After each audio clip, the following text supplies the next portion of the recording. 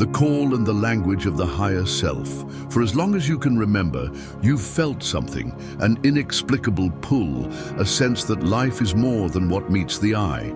Maybe it arrives as a fleeting moment of clarity, a gut feeling that defies logic, or a sudden realization that everything around you is shifting. This is not coincidence. It is your higher self reaching through the layers of conditioning, speaking in the only language it has ever known. Intuition. Chapter 1. The call and the language of the higher self. For as long as you can remember, you've felt something, an inexplicable pull, a sense that life is more than what meets the eye. Maybe it arrives as a fleeting moment of clarity, a gut feeling that defies logic, or a sudden realization that everything around you is shifting. This is not coincidence. It is your higher self reaching through the layers of conditioning, speaking in the only language it has ever known, intuition, the silent voice. Within your higher self does not speak in the way you expect. It doesn't use words, nor does it argue with your logical mind. It moves subtly, like a soft current beneath still water. It's the sensation in your gut when something feels undeniably right or dangerously wrong. It's the sudden knowing, the clarity that appears when you least expect it. But most people dismiss it. We are taught to rely on logic, to seek proof before belief, to value what can be measured and explained. The result? A society that overlooks the quiet, persistent voice that has been guiding them all along. How many times have you known the answer before you asked the question? How often have you felt an unexplainable certainty only to talk yourself out of it with reasoning? Your higher self doesn't need validation, it simply knows. And the more you learn to listen, the louder its presence becomes, tuning into the frequency of the higher self.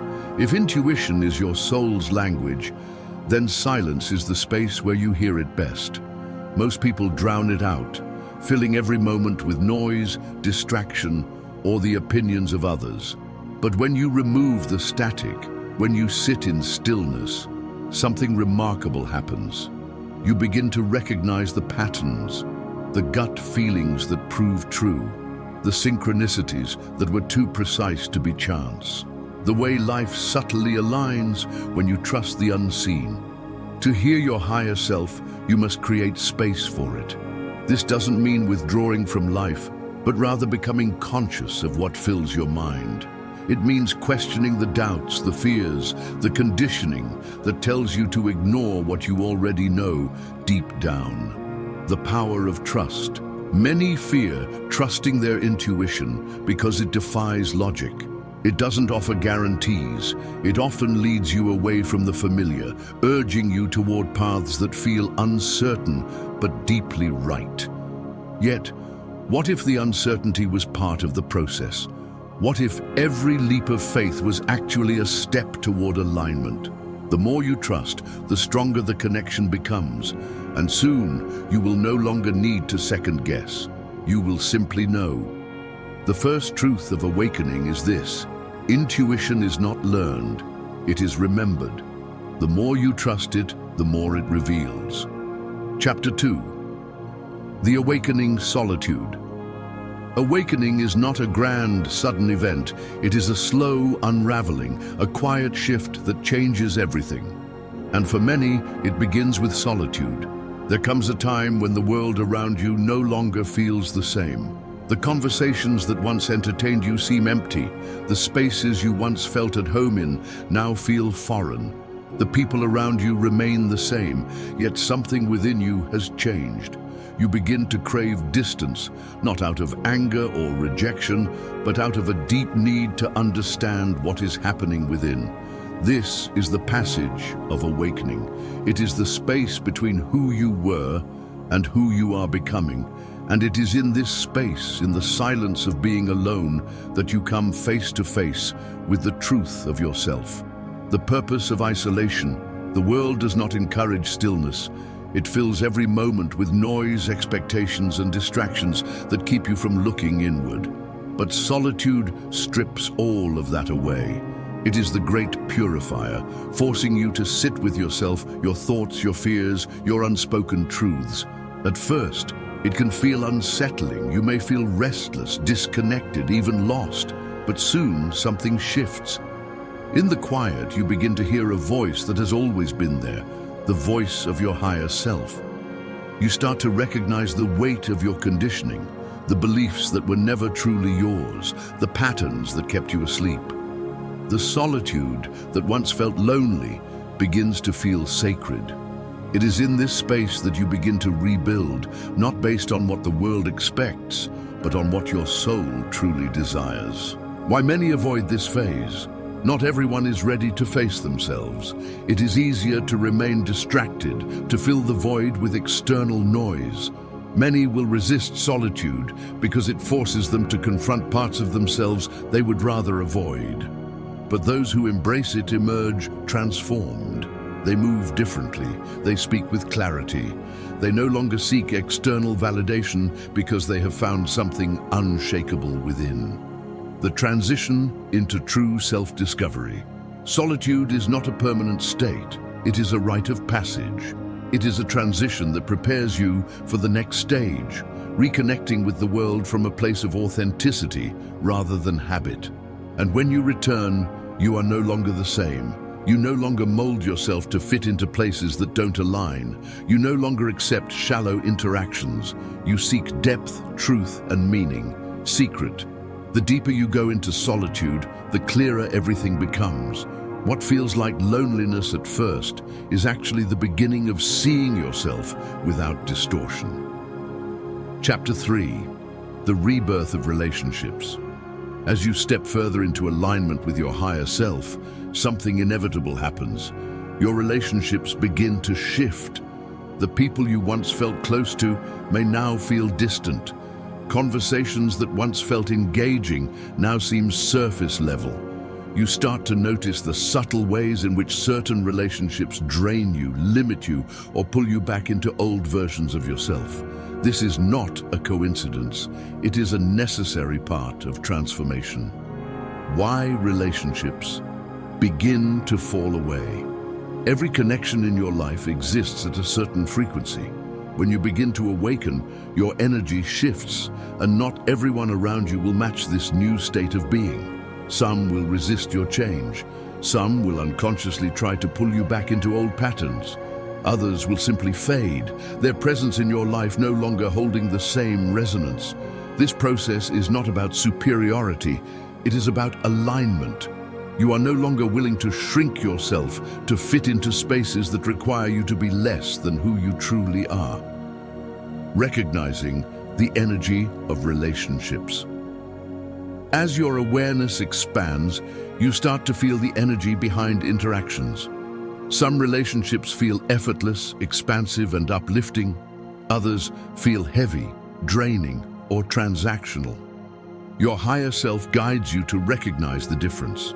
You may begin to distance yourself from those who drain your energy with negativity or emotional chaos. Dismiss your growth and keep you locked in old cycles. Project their own fears and limitations onto you. And you may be drawn toward those who encourage your evolution without resistance. Speak with truth and authenticity. Match your new frequency, even if they are new in your life. Letting go without guilt. One of the hardest lessons in awakening is understanding that not everyone is meant to continue with you on your journey. Some were there to teach you, to challenge you, to mirror something you needed to see. But their role in your story may now be complete. Letting go does not mean resentment. It does not mean you are better or wiser than anyone else. It simply means you are choosing alignment over attachment. You are making space for the connections that truly nourish your soul. The emergence of soul-aligned relationships. Once you release what no longer serves you, something remarkable happens. New relationships begin to form. Ones built on depth, truth, and mutual understanding. These connections do not drain you, they expand you. They do not hold you back, they push you forward. Your higher self is constantly guiding you toward the people who match your frequency. the ones who will challenge you in the right ways, support your expansion, and walk beside you without fear of your growth. Secret. Every relationship serves a purpose, but not all are meant to last. When you release what no longer aligns, you make space for the connections that were truly meant for you. Chapter 4. Merging with the higher self. There comes a point in your journey where seeking turns into being. No longer are you searching for answers outside of yourself, chasing signs, or questioning if you are on the right path. Instead, you move with a deep, unshakable knowing. You have become what you were looking for. This is the moment of merging with your higher self. Living in alignment. Merging with your higher self is not about perfection. It is about alignment. It means acting from intuition without hesitation, trusting the unknown, knowing that uncertainty is just possibility in disguise, making choices that resonate with your soul rather than appeasing the expectations of others. Recognizing that everything, every challenge, every loss, every synchronicity was designed to guide you back to yourself. There is no longer a gap between what you believe and how you live. You embody your truth. The death of the lower self. This transformation does not come without loss. The lower self, the version of you ruled by fear, doubt, and conditioning, will resist this change. It will try to pull you back, convincing you that safety lies in familiarity, but you are no longer that version of yourself. And once you see through the illusion, you cannot unsee it. The old fears begin to dissolve. The need for validation fades. You no longer move from lack, but from abundance. You are no longer chasing a future version of yourself, because you are that version here and now. The miracle mindset. When you align with your higher self, life flows differently. Synchronicities increase, manifestations happen effortlessly, obstacles feel like lessons rather than punishments. You attract relationships, opportunities, and experiences that reflect your highest good.